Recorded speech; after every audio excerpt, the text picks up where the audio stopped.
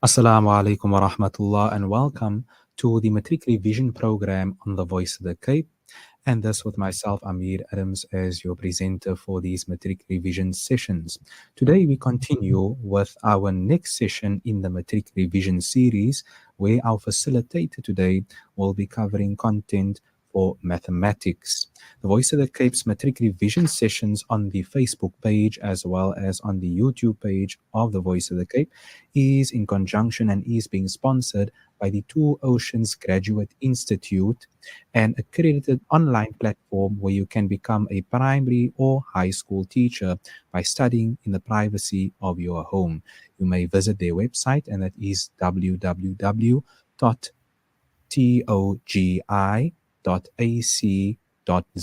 or you may call them on 021 829 7015. So, without further ado, as a means of introducing today's session, today we have the honor once again to be interacting with today's esteemed facilitator for Mathematics Paper 1, and that is none other than Imam Natheer Hendricks, who is a tutor and the head of Supreme Scholar with a degree in mathematics as well as computer science. Imam Natheer Hendricks has also more than 10 years' experience teaching and tutoring both locally and internationally with the subject. Today, we'll specifically be covering algebraic equations and number patterns, and of course, all of this in conjunction with the matric revision for this year for all the matriculants and those specifically who are writing pure maths, inshallah, those who are preparing for the trial examinations as well as those who are preparing for the NSC examinations. So, just as a reminder to all of our beloved listeners, as you can see up on the screen, this is a matric revision sessions that we are running on the Voice of the Cape for this year 2024 in collaboration with our sponsor, and that is the Two Oceans Graduate Institute, inshallah. Without further ado, we immediately hand over to our esteemed facilitator for today's paper, and that is none other than Imam Natheer Hendricks from Supreme Scholar, who will be covering the content for Mathematics Paper 1. As a reminder, of course, to all the parents and all the students out there, please like, share, and subscribe on the YouTube and Facebook pages of the Voice of the Cape, and ensure that all of those who are preparing for this upcoming examinations have this content ready for them in order to further succeed in the exams. Without further ado, we hand over to our esteemed facilitator, Imam Natheer Hendricks. Assalamu alaikum wa rahmatullah. Shukran for having me. Bismillah. So let's get into session number 2, inshallah, on mathematics. So alhamdulillah, we're continuing from where we left off in the session yesterday. And yesterday we tackled, just a reminder, we looked at starting with the end goal in mind. We looked at an overview of topics from paper 1 and paper 2. Then we went into some algebra, and we defined very clearly and as simply as possible what algebra is. We looked at some basic algebraic equations, applying some basic rules and principles from algebra. We looked at a quadratic equation example, and we looked at some typical exam equation questions.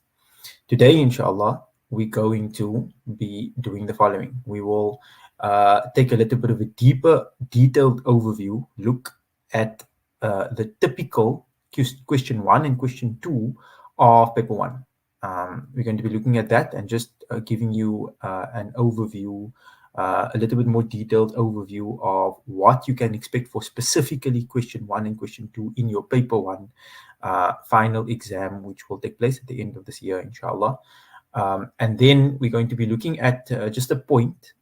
One of my students pointed out to me that there was something that we mentioned in the previous lesson that I need to clarify. So just a point of note from the algebraic equation from the previous lesson that we conducted yesterday.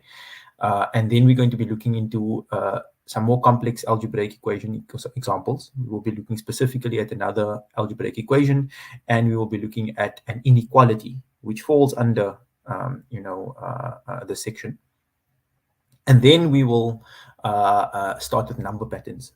Then we will look into number patterns, which is the second section, typically the next section, a very big section in your final exam that you can expect questions on. And so we will look at what are number patterns. We'll look at three types of patterns typically dealt with in your grade 12 exam, and what you can expect to be tested on in your final exam. We will look at some basic examples, and then we will look at the typical exam question, inshallah. So that's the plan for today, and let's get straight into it. Bismillah. Okay. So a detailed overview of a typical question 1 and question 2 of paper 1. In the previous lesson, we said that that typically algebra and equations is typically about 25 marks, basically question 1. What I've done is I've taken a screenshot or snippet of question 1 from the as you can see on the screen, from the Department of Basic Education past paper, last year's final paper, 2023's final paper, right? And what I wanted to basically just point out is the following. This is typically what the question looks like. Obviously, it's not the same. I mean, the numbers will change stuff, but typically you can expect that the first question is going to be a simple quadratic equation that usually you will solve using factorization. And there's the sort of mark allocation. And you can see that the entire question 1 is about 24, 25 marks. It's about 25 marks plus minus. It could be 27 marks, or it could be 23 marks plus minus, right? That's basically how it normally is. So you have question 1, which is a typical algebraic equation, which we've dealt with in the last session. Then we have question 1.1.2, which is also a quadratic equation. And then they have this in this brackets over here, answers correct to 2 decimal places. And usually, just as a tip, while we're talking about this over here, which we're going to unpack a bit later in the next slide, usually they say you give your answer correct to 2 decimal places. So when they say this, you need to actually give your final answer in a decimal form with 2 decimal places, and you actually get marks for that, right? So if you leave that out, then you don't. And this is also a hint, by the way, that if they ask you to give the answers correct to 2 decimal places, it's a hint that you should apply the quadratic formula, which we unpacked last week, which is x is equal to minus b plus minus square root of b squared minus 4ac over 2a, right? And that's 4 marks. And then gradually, as you move through the questions, and this is generally the case for most of the questions set up in the question paper, as you move through the questions get considerably harder. There are 3 types of questions that are coming in the final paper. You get what we call routine procedural questions. That's what they call it. It's basically, problems that you've dealt with, and you've seen many of those kind of problems in your classes, and you've dealt with those like in your classes. Then we get what they call so routine and procedure questions, and you get complex questions, which is slightly harder. You might have seen some of it, but you might have not seen exactly how that. So it's like applying a few principles from different sections in order to solve the problem, a little bit more complex. And then you get what they call problem solving questions. Every question is structured like that. So the first 2 questions is typically questions that you've seen, and then when we get to question even 1.1.3 here is a question that you should be a little bit familiar with, but this would likely be like a complex question. And then you get then we move further, simultaneous equations. This is routine. Simultaneous equations is routine question, right? Just some algebra involved in here, maybe a mix of some complex things in here. But if you know your algebra well, then you should be able to solve the simultaneous equations. And then the last question is usually a problem solving question. It's something that you need to think a little bit out of the box to solve, right? That's typically the sort of structure of question 1, and it's 25 marks, right? So it's important to know that. Why? Because you can expect to struggle a little bit with the last question. You can expect that it's going to be a sort of a trick question, or there's something in there that you need to focus on thinking about that's a little bit out of the box, that's not that obvious. So you can expect that. That's important for many reasons. One of the reasons is, remember, you are sitting in an exam, and in the exam you have 3 hours to get as much marks as you can, and so you're stressing, right? And so now you come to question 1.3 and you're like, oh my god, I have no idea what's going on over here. Don't allow that stress to affect you negatively and cause you to make mistakes in the rest of the paper, right? You can expect that the last question the last question in in almost all the sections is going to be a problem solving or difficult question. Okay, so that's some insight into question 1, and then we look at question 2, which we're going to unpack a little bit of this today. We have arithmetic. This is number patterns basically. So we have an arithmetic series, which we will talk about. Again, similar thing, right? As you go through the questions get a little bit more tricky, right? And that's about 16 marks. So this is an overview of the typical. It's not exactly the same like this, but it's similar. You could use this as a guideline. And one of the great ways to study and prepare for your final exams is to actually go through as many past papers as possible, and you will see the patterns of how questions are asked and stuff, and so you will get used to the structure of the paper, and so you don't have any surprises in the exam, right? Surprises can cause you to become more nervous and stressed, and that can have a negative effect on your performance in the exam. So that's some insight into the typical question 1 and question 2 of paper 1. So let's move on. Okay, so here's a point to note from the algebraic equation from the previous lesson. If you've watched the previous lesson, which was on yesterday, you would have remembered that we dealt with this question over here, and we unpacked this question using the quadratic formula, and we came out to our answer, which is 3 plus root 33 over 4. So let me get my board out quickly. So we came out to this answer over here, and what I forgot to mention yesterday is that as you see in the second question, when they say usually in brackets, the usual second question in a final exam is correct to 2 decimal places. They actually want you to simplify this answer and actually write it as a decimal. So all you would have to do here then is you would have to, let's get my pen out. You would have to go further than this. So this is not you don't leave it as this. If you left it as this, you would have actually lost marks because you didn't put it into the final 2 decimals. So all you do is you take this number 3 plus root 33 over 4 and you put it into the calculator, and you should put it properly into the calculator, right? Make sure that you put it into the stuff properly, and if you do that, you would get an answer of something like 2,186, right? And if you round that off to 2 decimal places, I'm not going to go into this right now, but 2 decimal places would be 2 numbers after the decimal point. You look at the third number is greater than 5, therefore the second number goes up, and so it will be 2,19, right? So that would be the final answer, and you would actually get a mark for writing it in that form. And then you do the same thing with 3 minus the root 33 over 4, and if you did that, you would have gotten an answer of negative 0, just writing, let's get it right here, negative 0, negative 0, 8, negative 0, 686, if you put it correctly in your calculator. 686, and again the 6 is greater than 5, therefore the final answer to correct 2 decimal places would be negative 0, 69. Okay, so that's just something that I had to mention from yesterday's lesson, that it is important to round off and correct your answer to 2 decimal places as was requested in the exam paper. Okay. All right, so that's the point that I wanted to mention from the previous class. Let's move on. Okay, now we're going to look at some more complex algebraic expression, or actually, the setting is incorrect. More complex algebraic equations. Right? An expression is simply a plus b plus c, or ax plus bc. Sorry, ax plus b maybe. And an equation is where you have ax plus b, or something x plus, is equal to some number.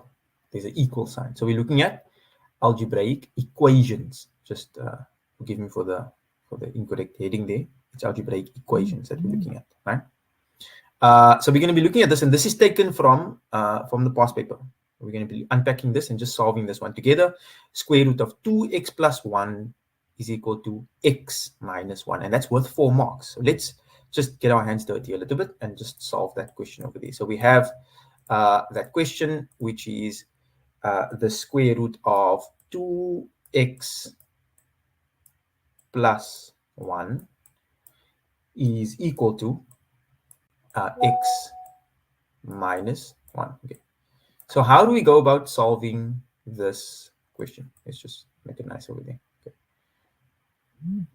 Let's have a look at that. Okay, so how do we go about doing this? Okay, so the first step, if you look at this equation, the first step would be we want to, there's something complicated here, the square root. The square root is causing some issues here. How do we know the square root is causing some issues? Because once we square root numbers under the square root and we've got a plus sign, then, you know, it's tricky to move these things around. So one of the first things that you want to do whenever you see a square root, one of the first things you can try to do is to try to get rid of the square root. And how do you get rid of the square root? Well, a way to get rid of something is to do the opposite of that thing. So if I have, for example, x plus 1 is equal to 2, if I wanted to get rid of the 1, I subtract 1 on the left-hand side. And what I do on the left-hand side, I do on the right-hand side. So I subtract 1 on the side as well, and I end up with x is equal to 2. So that same idea, it's an algebraic idea. That same idea gets applied here. I want to get rid of this square root. So how do I do it? Well, the opposite of square root is to square. So if I square this side, that square would cancel out the square root. But what I do on the left-hand side, I have to do on the right-hand side. So I do the same thing here. I square the side over here. And then I end up with 2x plus 1. 2x plus 1 is equal to x minus 1 squared. Okay. 34. Okay. So now I've got something that looks a little bit easier to deal with. Now I've got rid of the square root. Okay, so now what we do is let's just expand this x minus 1 squared by multiplying it out. And there's two ways to do it. There's a shortcut way.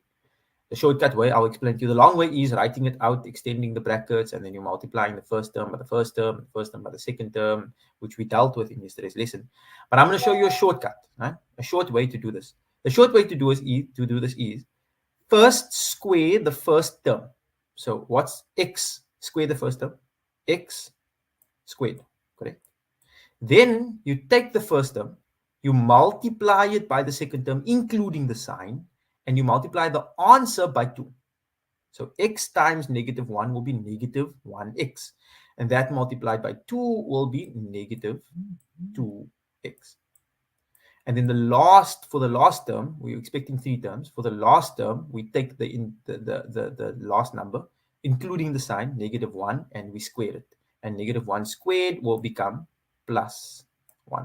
You can, go do it on your own and just see if you multiply it out, you get the same answer.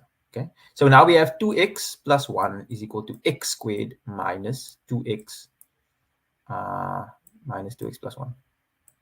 Okay. Next step would be to move all of the terms on one side. So we could move this way. We could bring this quadratic term over this side, or we could take these terms over that way. Right? Either way, it doesn't really matter. Right? By convention, you used to having the 0 on the right-hand side, but it actually doesn't matter what side the stuff is. You understand that one thing is equal to the other thing, whether you have it on the left-hand side or the right-hand side, it's still the same thing. So I prefer that we move the 2x over and we move the 1 over, right? And if we do that, then we have 0 on the left-hand side. We have x squared here. Sorry, that looks like a 3. Give me. We have x squared here minus 2x. And so and minus 2x plus 1. Let's do that. And then I brought the 2x over, so it became negative 2x. Remember, when you take over the equal sign, the sign changes, and you got minus 1. And now, all I have to do is I have to sort out the like terms. So I have x squared over here. There's no other x squared, so x squared remains x squared. There's a minus 2x and there's a minus 2x. So that goes together. Why? Because that's the same term, right? So in essence, it's an x over there, but it's going to be minus 2 minus 2. How does that work?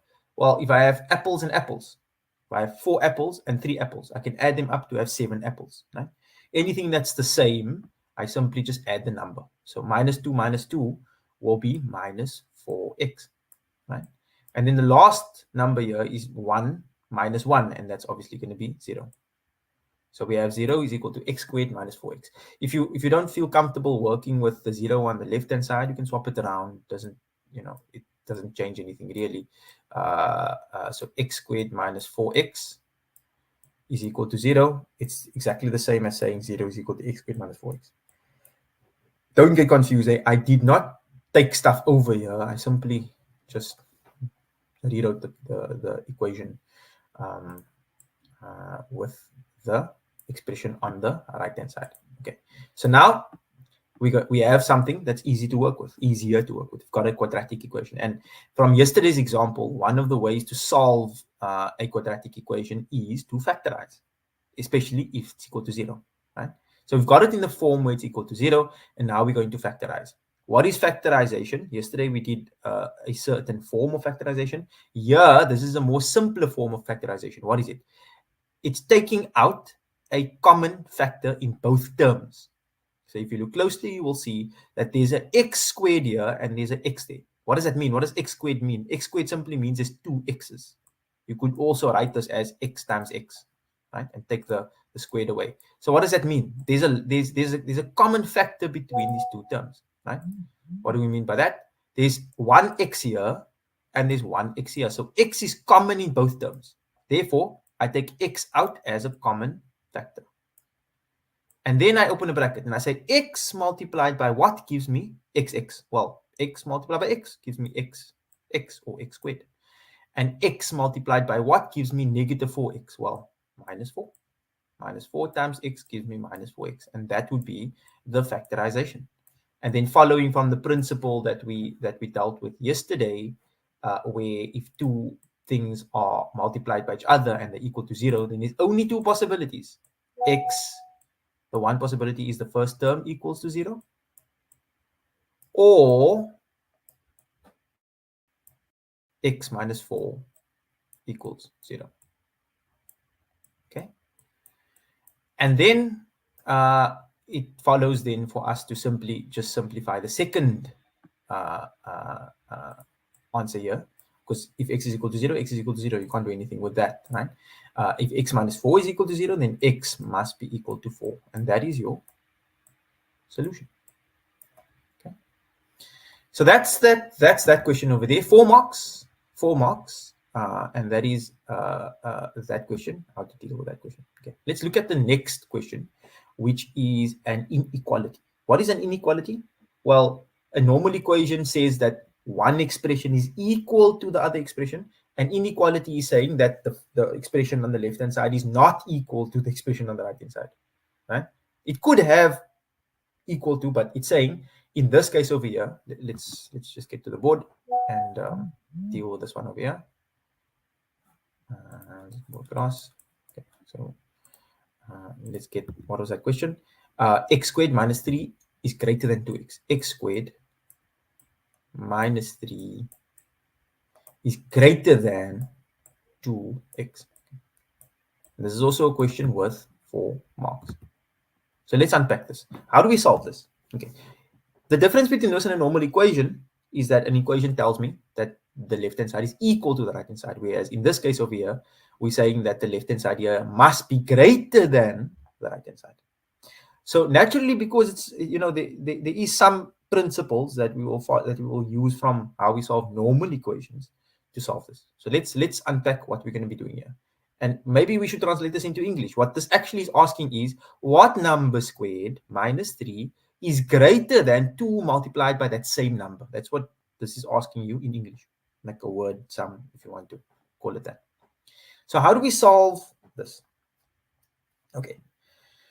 So the way we solve this is as follows. The first thing you could do is you could try to get this in the standard form where you have all the terms on the one side, especially when you're dealing with the quadratic, because then you can have it in its standard form, and you have 0 on the other side. So it's simply the case of us taking over the 2x, right? And you have the same thing that happens. If you take over the 2x, then you will change the sign. So x squared, this will become x squared minus 2x minus 3 is greater than 0. Something important I need to tell you. So that's what we have. There's something important I need to tell you. If you have to divide by a negative to get some stuff over. So remember, when we're moving over here, we just subtracting. Like, how am I? What does moving over mean? Moving over means I'm taking 2x away from this side, and I'm taking 2x from that side, so it balances out, right? So it doesn't have to really change much. But if I was dividing to get rid of a number on this side, and I had to divide by a negative, then the inequality sign will flip around. We're dealing with negative numbers here, or we're dealing with one is greater than the other one. So if I had to, for example, divide by something here to actually get this thing over, then I would have to change the direction of the symbol, right? That's something important to note. In this case, we don't have to do that because we're not dividing by any negative number over here to get that thing over. We're just subtracting -2x. I hope that's clear. Okay, we can unpack that in another lesson. Don't want to spend too much time on that right now because this is a bit of a simpler example. Okay. All right, so let's go on now. So what do we do now? Now what we must do is we factorize. Why? Because there's something important that's happening over here. We want to see, essentially what's happening over here is the following. This is a quadratic equation, as you know. And if you remember from graphs, just to remind you, if I have a graph f of x is equal to x squared minus 2x minus 3, right? If I have a graph like that, that's actually a quadratic equation. And a quadratic equation can be represented as a parabola or a parabolic graph, right? And if you remember, a parabola looks like this. So what essentially this is asking you in English is, this is some kind of this is an equation. This is some kind of function, right? We're asking, where is this function greater than 0? In simple terms, where is this function positive? Because anything greater than 0 is positive. That's what this equation is asking. Where is x squared minus 2x minus 3 positive? That's what this thing is asking. That's all it's asking in English, right? So in other words, the question is, if I had to look at the graph, where is this graph positive? Obviously, the graph is positive on top of the x-axis. So this part over here and this part over here, right? So we need to actually give the y values. Remember, there's another axis over here. I'm just throwing a rough graph over here. We need to give the y values where the graph is actually positive, and it would be positive everywhere here and everywhere. Yeah, that's actually what that question is asking. So we are actually interested in this number specifically and this number specifically, right? And those two numbers are what we can call it in this context, we call it the critical values. In other words, at that point, whatever that number is over there, when the graph crosses that line, it actually changes the graph from a negative part of the graph to the positive part of the graph. And the same happens on the other side. So we're interested in what those values are. And guess what? In order to find those values, you simply take this equation, x squared minus 2x minus 3, x squared minus 2x minus 3. You simply take this equation and you make it equal to 0 and you solve. And then you'll get your critical values. We call it critical values. You can call it CV, which will be the value there and the value there, where this entire function is actually equal to 0 on the x-axis. So that's what we need to solve over there, right? And so now you can use the quadratic formula, x is equal to minus b plus minus square root of b squared minus 4ac over 2a. You could use that equation or formula, sorry. Or you could, use factorization. I'm not going to go through this again because we have done this. If you do your factorization, get a number a number that multiplies, two numbers that multiply by themselves to get 3, and if you add or subtract, you get -2, then you will come out with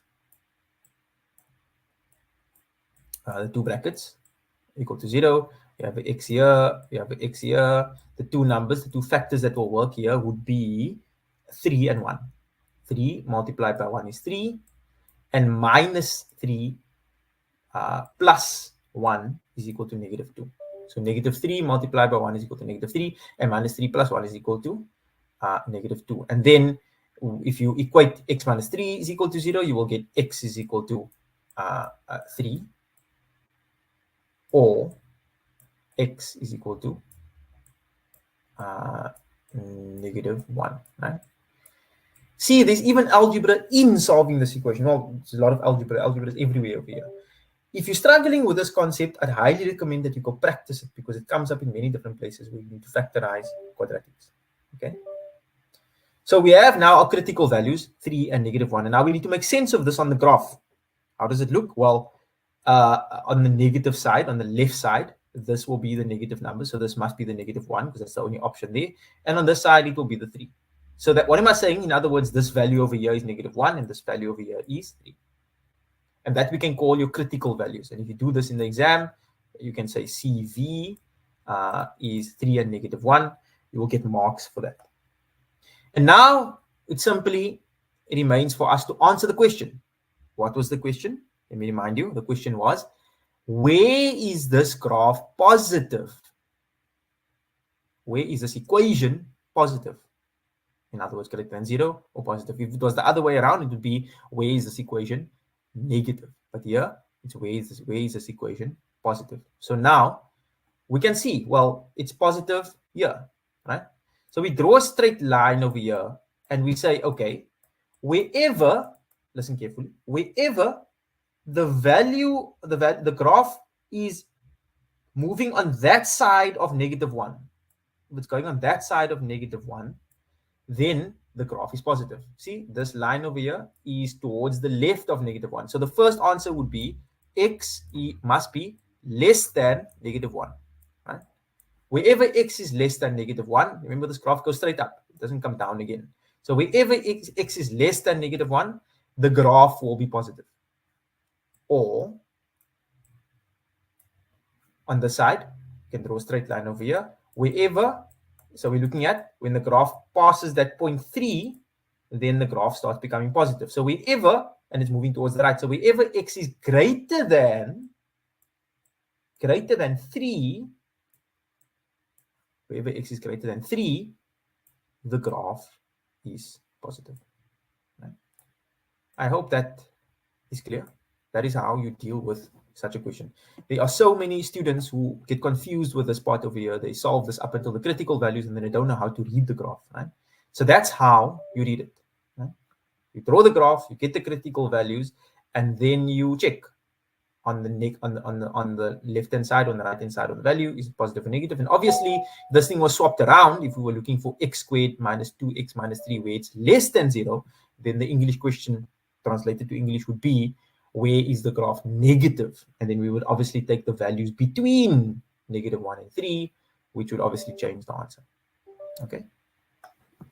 So that's the inequality. And we could deal with more. We'll see if we do another one maybe in the next session. But we need to move now to our next section, which is number patterns. Okay. So let's take a breather. You are able to pause, or later on when this video is live, is on the stream, you will be able to pause and maybe take a breather. I don't have that liberty. I'm doing a live session here, so let's get on. Okay, so let's talk about number patterns. What is a number pattern? We'll start simple. Try to just define what a number pattern is. A number pattern is simply, very simply, just a list of numbers that follow a certain order or rule. That's all. That's it. That's all it is. Right? A list of numbers that follow a certain order or rule. When we say rule, we mean you can calculate. You can say, okay, I'm adding 2 every time to get the next answer, for example. Right? Here's an example. 2, 4, 6, 8. When we count in twos, That's a number pattern. Another word for that is a sequence. It's a number pattern. It's following a specific rule. What's the rule? Just add 2 every single time to get to the next number, right? And so you could calculate what's the 100th number in this specific pattern, right? You can count 2, 2, 2, 2, 2 until we get to 100. That's one way. Or there's a shorter way by using an equation, which we're going to unpack in this, right? So this is a simple number pattern that keeps adding 2 to get to the next number. That's it, right? Okay. So let's just unpack quickly. Let's just unpack quickly important terminology, right? Important terminology. What is a sequence? A sequence is a list of numbers that form a pattern. A sequence is a list of numbers that form a pattern. So you need to get familiar with this terminology, because when these words are used, you need to understand what is actually being said, right? A sequence is a list of numbers that form a pattern. That's it. Understand clearly what we're talking about when we say these numbers. Sequence is a list of numbers that form a pattern. The term, right? The term is T1, T2. Each number in a sequence of numbers. That's what term means. T1, T2. You will see the symbols when we're talking about number patterns. T1, T2, etc., etc. When we use the word term in this context, we're actually just specifically referring to any number in a sequence of numbers. That's all we define, right? Constant difference is something we use as well. Constant difference means the same number being the difference between 2 consecutive numbers in a sequence. So when we talk about this, maybe I just need to explain this a little bit simpler. When we say constant difference, we simply mean, like we look at the previous example. If you look at the previous example, when we say constant difference, we simply mean that the difference between each 2 numbers, the difference between 4 and 2 is 2, and the difference between 6 and 4 is 2, and the difference between 8 and 6 is 2, right? So when we say constant difference, we simply mean if you take the second term and you subtract the first term, you're going to get a number. And if you take the third term and you subtract the second term, you're going to get the exact same number. That's all we mean. Constant difference, the same difference. The same difference. Right? Each number in a sequence of numbers. So constant difference, the same number being the difference between 2 consecutive numbers in a sequence. So that's what we mean when we say constant difference. Then we have this term called general term, and the symbol is Tn, right? The general term is simply the value of any term in a sequence, also called the nth term. So sometimes they will ask you to calculate the general term. What they're asking you to give is a formula that can give me any value in this pattern. So in the previous example, 2, 4, 6, 8, for example, if I want the 100th term, then it will be T100. N over here just refers to the position of the number in the sequence. Right? This is very important to understand this terminology and know what you're talking about. Okay, right? So let's look quickly at 3 different types of patterns. You get 3 types of patterns that you, as a Matric student, need to be. You can be tested on any of these 3 types of patterns in your final exam. The first one is what we call an arithmetic pattern. They also call it a linear pattern in certain instances. Right? What is an arithmetic pattern? I'm going to unpack that. The second type of pattern is a geometric pattern, which we're not going to deal with today because time doesn't allow us. We will deal with it in future sessions, inshallah. And then the last type of patterns is a quadratic pattern. So for today, we're only going to be looking at the arithmetic pattern, but I'm going to give you a very brief definition of what's the difference between these 3 types of patterns. Right? So what is an arithmetic pattern? An arithmetic pattern is simply numbers. It's a pattern. It's numbers that increase or decrease by the same amount each time. In other words, a very important defining feature of an arithmetic pattern is that it has a constant difference. That's all. A sequence, an arithmetic pattern is simply a sequence that has a constant difference. And you must know by now, if you've done word sums, if you remember word sums from previous grades, the word difference in English specifically means minus in mathematics. When they say difference, they're talking about subtraction. difference between two things, it's talking about adding or subtracting. We can say adding or subtracting, but just to avoid confusion, subtracting, right? So an arithmetic pattern, very simply, once the moment I say we're dealing with an arithmetic pattern, you must already know that this pattern, whatever the pattern is, I haven't even seen the numbers yet, whatever the pattern is, you must know that it has a constant difference between each term. That's like a given already if you're dealing with an arithmetic pattern. Right? So if a question comes and says the following is an arithmetic pattern and they give you the numbers, then you already know there's a constant difference. The difference between T2 and T1 is exactly the same as the difference between T3 and T2, etc. Right? A geometric pattern, what's the difference between the two? A geometric pattern is numbers that change by multiplying or dividing, dividing by the same amount each time. What are we saying here? A geometric pattern is simply a sequence that has a constant ratio. What is that in English? Well, very simply, when we're talking about an arithmetic pattern, we're talking about the difference between two numbers being the same, but the difference has got to do with plus and minus. When we're talking about geometric patterns, it's not plus and minus, it's multiplication and division. In other words, term number 2 divided by term number 1 will be exactly the same as term number 3 divided by term number 2. That's all. And that's a defining feature of a geometric pattern. I'll repeat. An arithmetic pattern has got a first difference, a constant difference. In other words, if I add or the numbers are the same, and if I subtract T2 by T1, I'll get the same number as T3 by T2. For geometric patterns, if I divide T2 by T1, it will give me the same number as T3 by T2. Right? And a quadratic pattern is simply numbers that change by adding or subtracting and increasing or decreasing the amount each time. What does that mean? Right? What that simply means is it is a sequence that has a constant second difference. So you have the pattern.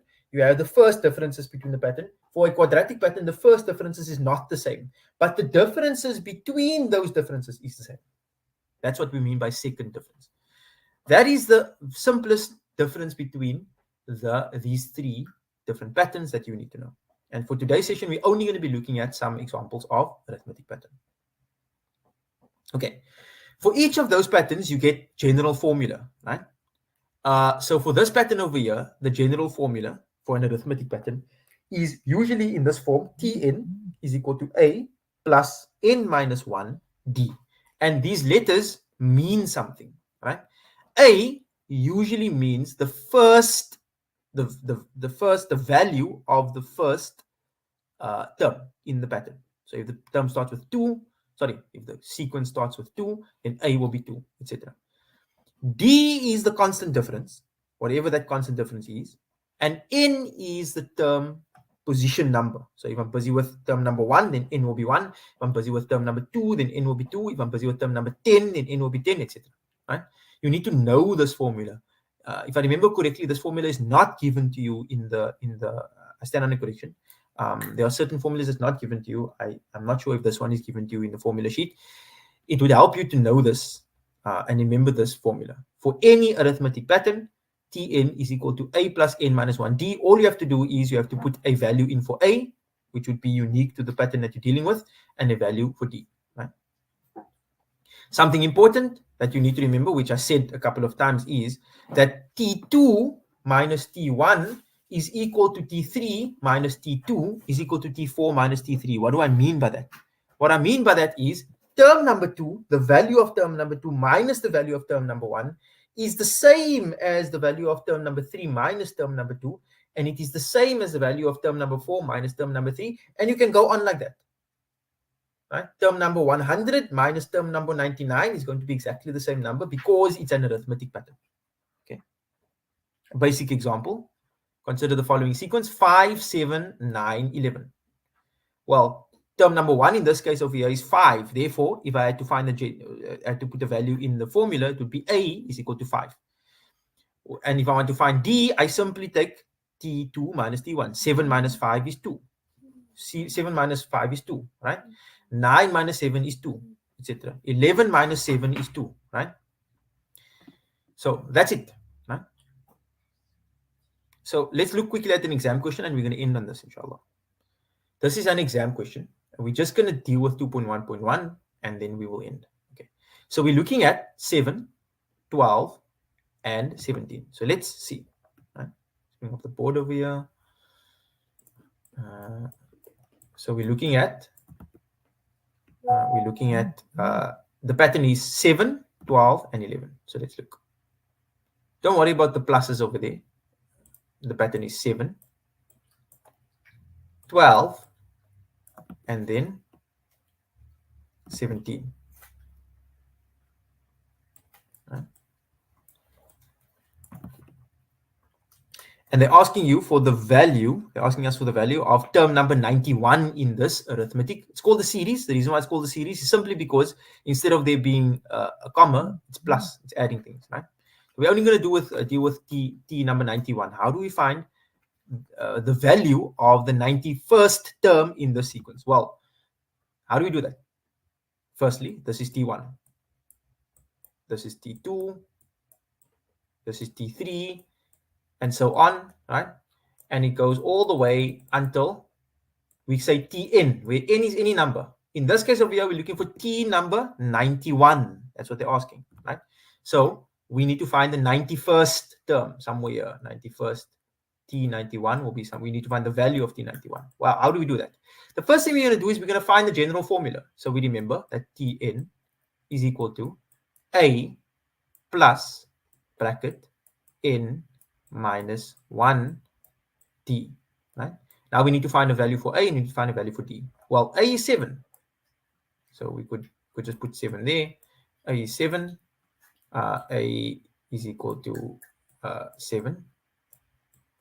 And D, what is D? Well, 12 minus 7.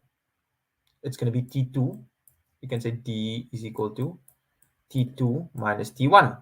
That's the way you work it out, right? And you expect it to be the same as T3 minus T2, so you can take any of those, right? And if I take 12 minus 7, I will get 5. 17 minus 12, 5, the same thing. So D is equal to 5. And then we simply just put these values into our general formula. Tn is equal to 7 plus n minus 1. Don't put a value in for n yet. And the difference is 5, so it's multiplied by 5. That's it. So now we have our general formula, and this general formula will allow us to find the value of any term in the sequence. And now they're asking us for T91. Well, what we simply will do here is we'll say T91 is going to be equal to what? You see this n over here goes with that n over there, right? So we're going to say T91 is equal to 7 plus 91 minus 1 multiplied by 5. That's it, right?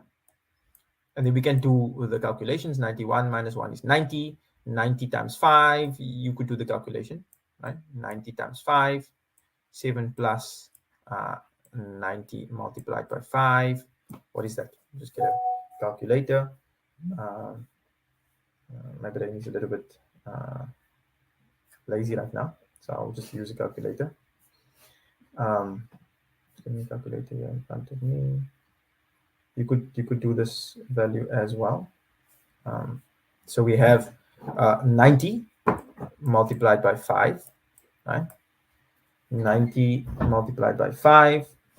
Sorry, 90 multiplied by 5, 450, and that would mean that the value, the answer here is 457, because 90 multiplied by 5 is 450 plus 7, obviously, which is equal to, that was an easy number. I didn't actually need a calculator. Yeah. And then we have 457. And that's going to be the value of the 91st term, right?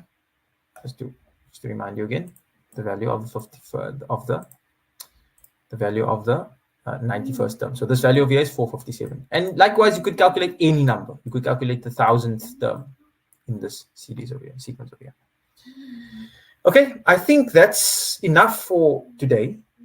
We will end on that. In the next lesson, we will continue with some number patterns, perhaps look at some geometric and quadratic problems. And we're going to move on, inshallah, to the next sections. I will conclude on that. وصلى الله على سيدنا محمد سبحانه وبحمده سبحانك اللهم وبحمدك نشهد أن لا إله إلا أنت نستغفرك ونتوب إليك. شكرا. I hope this was beneficial. السلام عليكم.